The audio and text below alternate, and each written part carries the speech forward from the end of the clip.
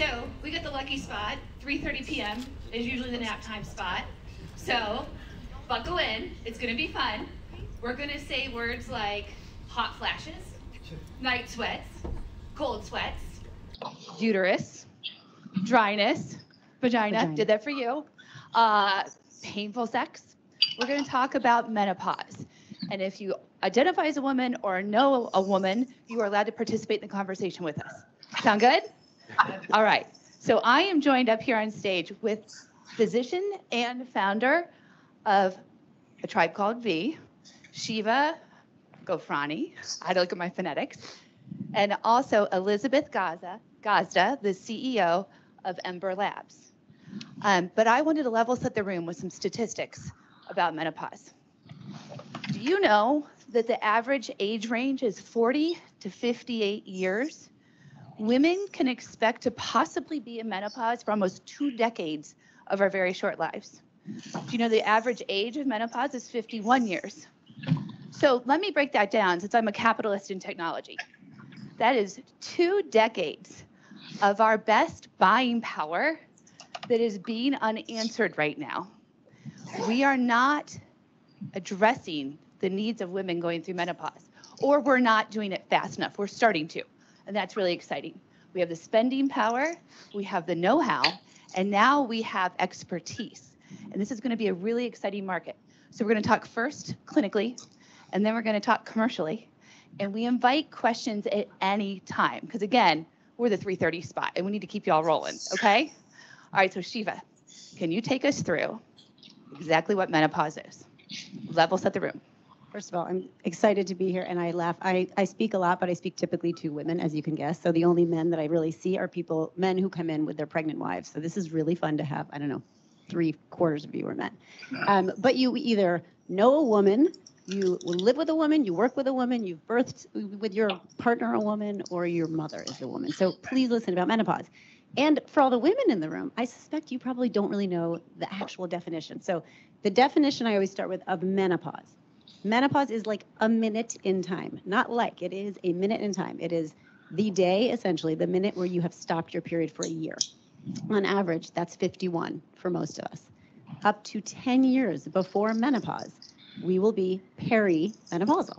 I joke with my patients all the time that it's the other P word because they think it's like the dirty word. Because they might say to me at 39 or 40, I'm having some hot flashes, some night sweats, some mood changes. And I will dip my toe and say, oh, I think you're getting to, and immediately they're like, I'm not perimenopausal, because they think that means they're getting old, but it's a natural phenomenon. So again, that can happen 10 years ahead of time. Then there's postmenopausal, which is really any time after that 1 minute at age 51-ish. So therein is the first problem, that our vernacular is very blurry. Yes. Right? So when we say women are menopausal, do we mean postmenopausal? Do we mean perimenopausal? We really should just use the term menopausal transition to imply all of it. And we should say you're perimenopausal or postmenopausal. That's it. Those are the 2 accurate terms to use. Yes. And we're not going to say crazy anymore. We're not going to say crazy, though sometimes we do feel crazy, yes. But that's okay. That's because everybody else in our lives is making us crazy. Yes, and we're acknowledging it, and it is our hormones. So it's good to know those definitions. Okay, fantastic. And just kind of like as an overview, treatments available to us in perimenopause, menopause, because I was also reading 73% of women going through menopause never seek treatment for their symptoms. Yes. I mean, we see that all the time, and I know my patients very well, and I'll say to them, so are you feeling XYZ? And they're like, oh my gosh, I'm so glad you asked. And I feel like I'm confused. This is why you're here. Why aren't you telling me? But by and large, most of us are of the generation where our mothers did not talk about it because they weren't allowed to talk about it. Then after the fact, they kind of sugarcoat it like, oh, it wasn't that bad, just like they say about pregnancy and about all the things that we go through. So women don't get to learn about that, the fact that they have these things, so certainly don't learn the treatments. There are an array of treatments. There are increasing numbers of treatments. You all might have seen last year in the Super Bowl, there was finally an ad for a novel new treatment that affects the temperature sensors in our brain to affect hot flashes. That is non-hormonal. We are increasingly learning that hormones are actually incredibly safe for almost all people. And we know that vaginal estrogens are so impactful, and we really need to use them frequently and liberally in women in their 40s, 50s, and beyond. So the exciting part is that we now are acknowledging what we knew, but just for a quick contextual background, the WHI study in 2002 basically ripped all the women off of their hormones because from a data perspective, they did a very poor job in kind of picking apart the data in a way that made sense. So they erroneously interpreted data, just for context for everyone. So 22 years ago, people had been on hormones, they got taken off hormones.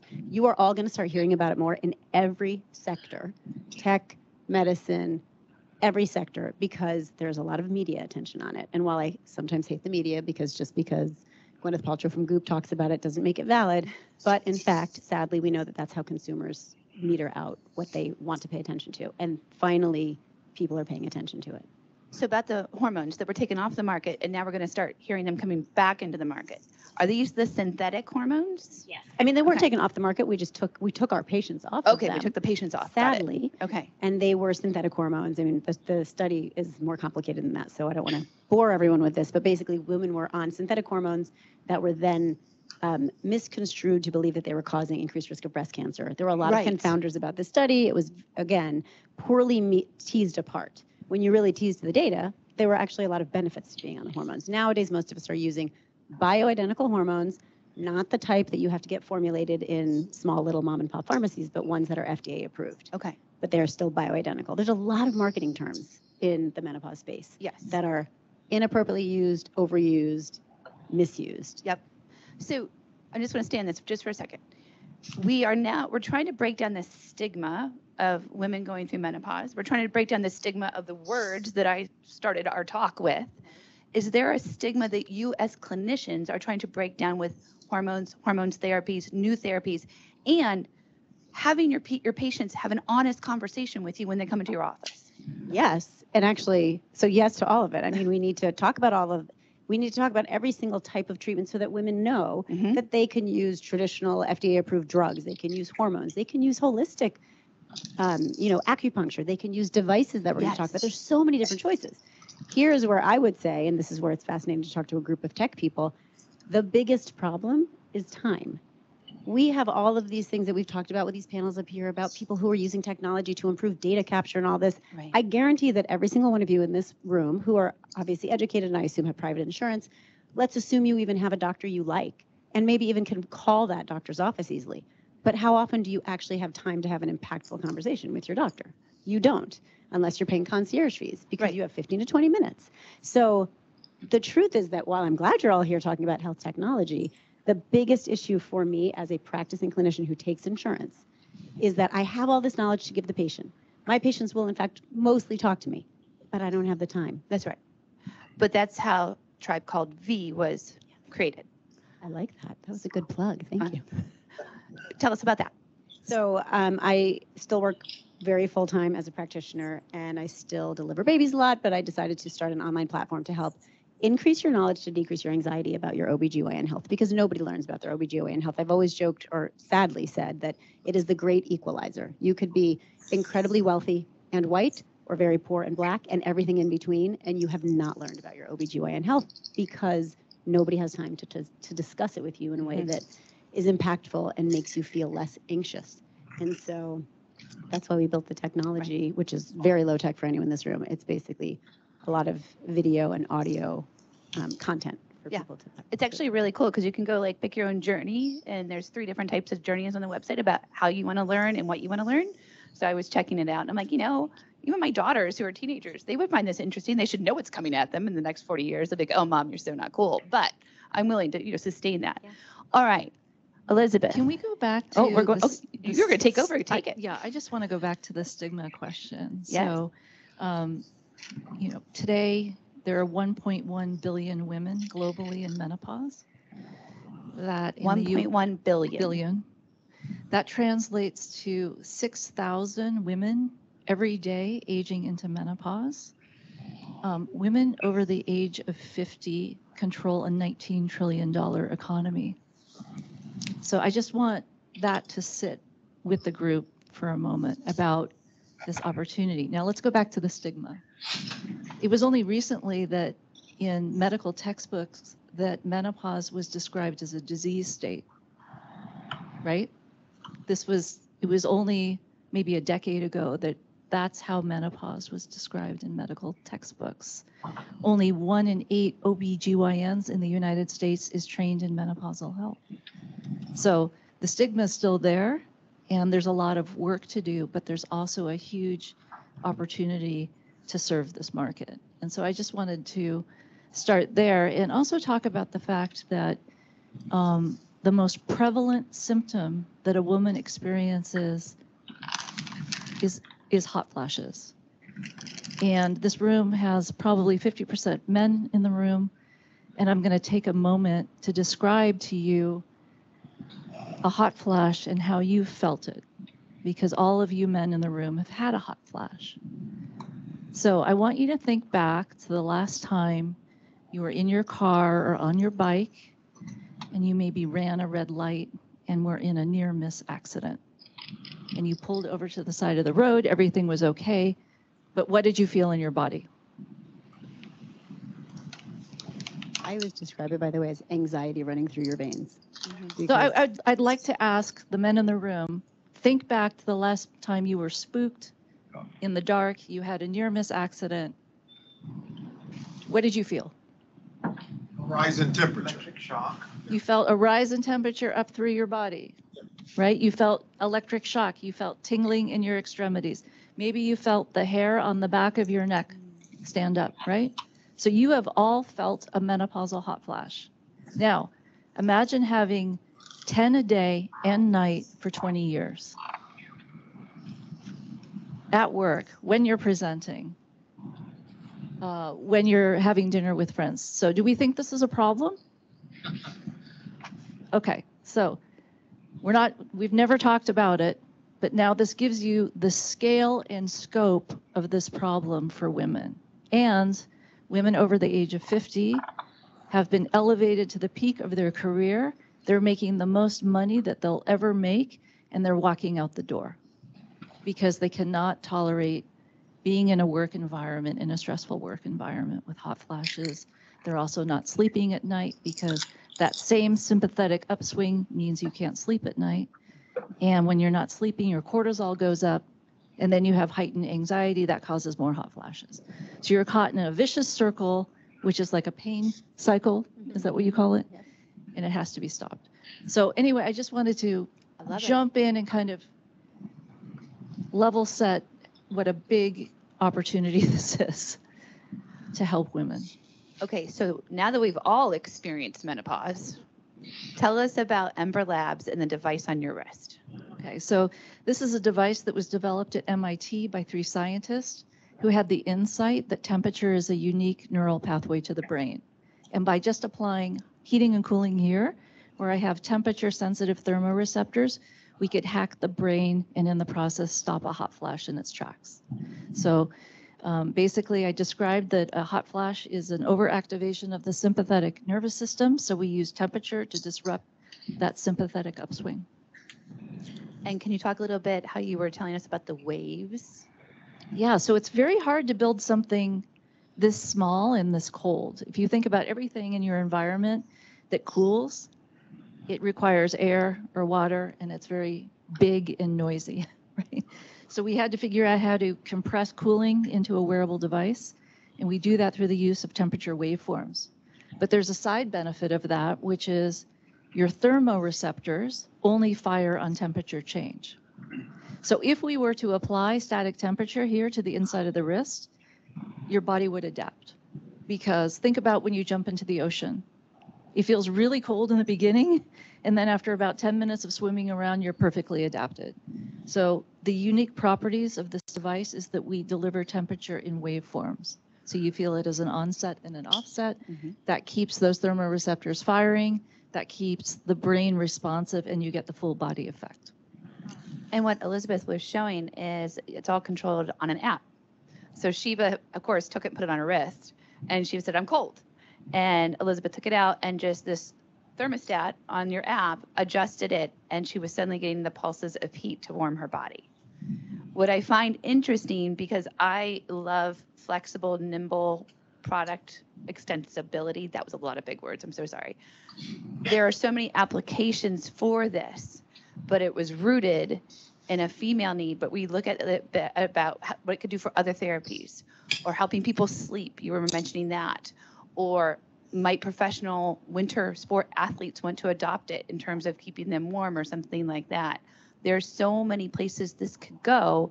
I'm just curious, from a broader point of view, that you're in technology, how do you see technology bridging gaps across women's health at large, menopause included?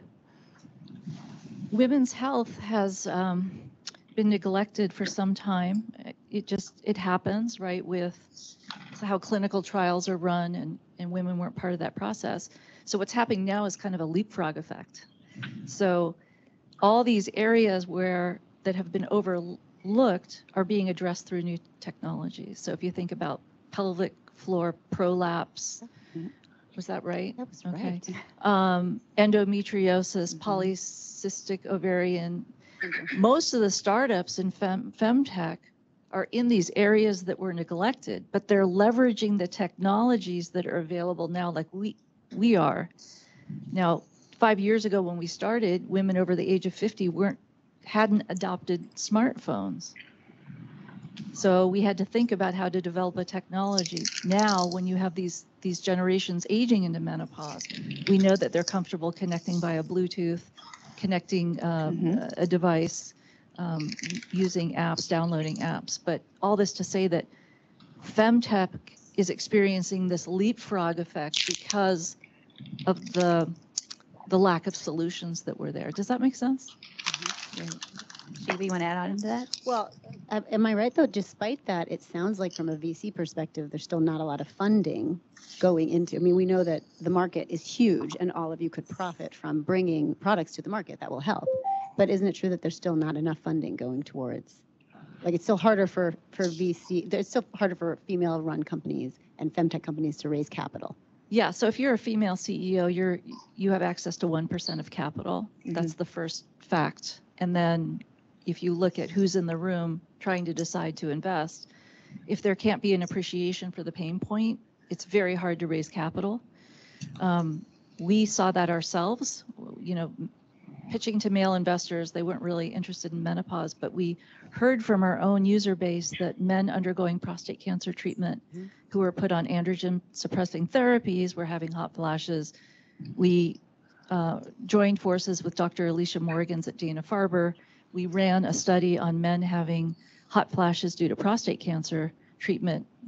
We did that selfishly so that when the next time we could pitch to investors, they could relate to the problem. And that study, there had been no characterization of hot flashes in men.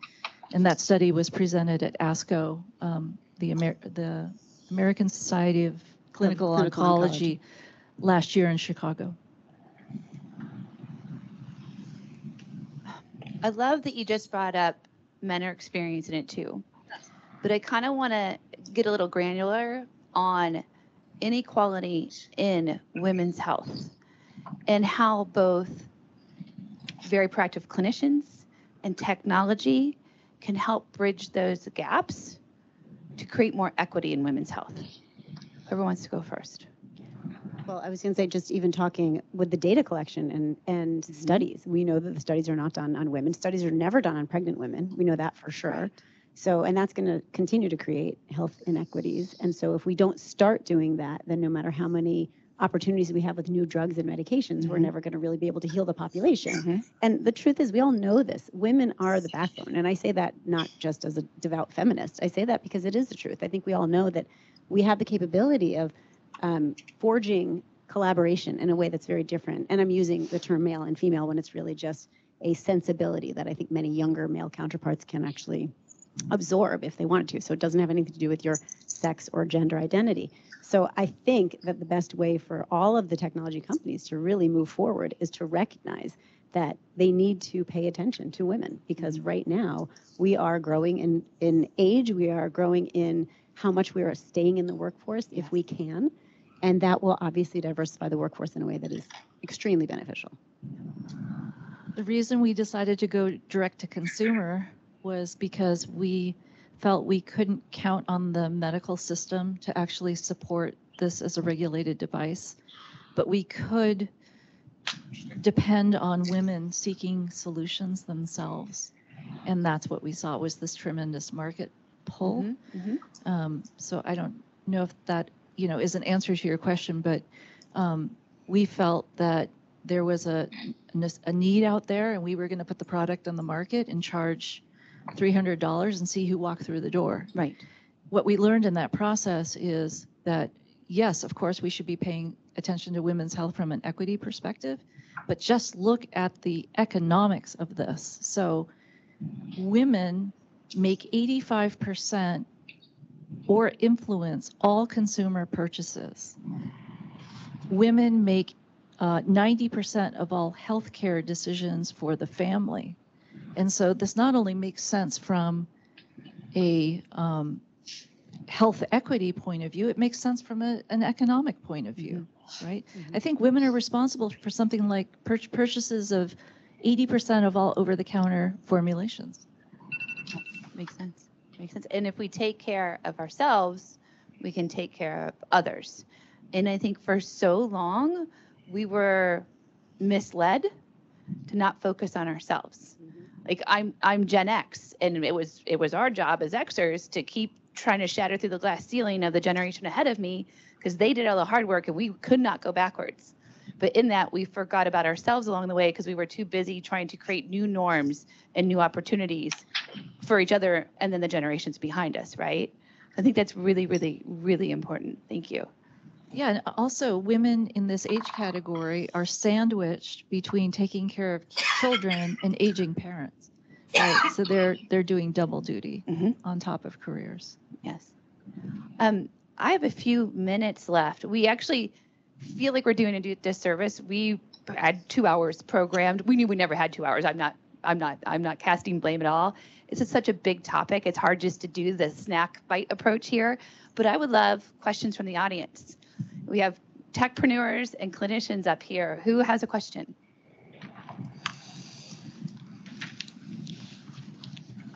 So getting back to the question I asked last time, is because of I guess what is the population that you would consider treating more homogeneous because of the kind of broad overall changes that are being that the biology is causing? You mean, do all women experience menopause transition the same? Or would it gets back to would you expect a device or a treatment to be require a precision kind of attack, or is it more likely to be? Are we still in the space where it's find something that that helps everybody, and there are areas where that could be the case? So well, I'll let Elizabeth answer the very specific tech part, but I will say this: so on one hand, women and people who identify as women will experience potentially any of 50 plus symptoms in menopause, any 1 or 50, and it might be at any different time in your menopausal transition. You might have them, you might not. They might come and go. Interestingly, Black women will experience, for example, hot flashes more intensely and more frequently. So there are inequities, and we don't know why. Is it because their vitamin D3 levels are lower? Is it because of other issues? But so there are inequities. That said, I think that something like Ember would work regardless, which makes it, again, a beautiful device. And I would say from the what I'm trying to do, which is education, that works, like I said, across all socioeconomic strata. Right? People really need education, and they need it to be digestible in a way where they feel calmer. The most educated female physician I know, who's not a gynecologist, still does not know her OBGYN health. And if she hears it in a way that is calming, that helps her feel like she can move forward and not avoid all of the tests that she needs to do, then the entire world, again, will benefit because she will be healthier. So I think that there does need to be equity. But I think the good news is the bar has been set so low that we have nowhere to go but up, right? Yeah, we know from our hot flash studies specifically, Black women are affected much more than Caucasian women.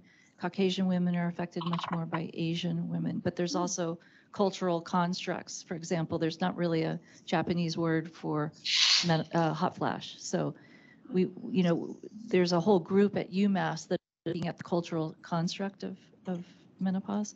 I think one area that is really interesting that we should be looking at is cardiac health and menopause. I was talking to an emergency room doctor at MGH, and he tells me that something like 70% of the women that he sees come in to the emergency room with cardiac symptoms are menopausal. And what they think they're feeling is a cardiac event when it's heart palpitations. Yeah, And better maybe you unmask. can say something about what you see Yeah. in your patient. Well, we know that menopause can unmask certain cardiac conditions, especially palpitations, and that we largely think that taking hormone replacement is probably going to be cardioprotective when we're calling it menopause hormone treatment now instead of hormone replacement. So I Wow. don't want to bore you with that detail. I do want to say one more thing before we finish, and then Take everyone us else can home. finish. And again, this is unrelated to menopause. This is related to everything that we've all been talking about today. I really implore you, as like the low tech clinician in the room, that with all these amazing technologies that you all have access to, try to figure out how it's actually going to help, because there are a lot of brains in this room. There's a lot of technology in this room. And I will tell you that as a doctor who sees patients every day, and my practice takes Medicaid and private insurance, I'm in Fairfield County. It's a very diverse population. None of your technologies are actually getting to the patient and doctor. And I think you probably see that yourselves in your own doctor-patient relationships. And so that's what the next tech summit needs to address. Is this all sounds great, but we all know the cost of doing any form of medicine in America has gone up, and it has not gone to the doctors and patients, right? Like, as patients yourselves, I doubt you feel like your medical care has improved. So I hope that you can just consider that and try to fix that part, because no amount of data collection is going to help you get a good doctor, right? Who's going to have time to spend with you. I do like ending on a good call to arms. Thank you. Thank you all for your time.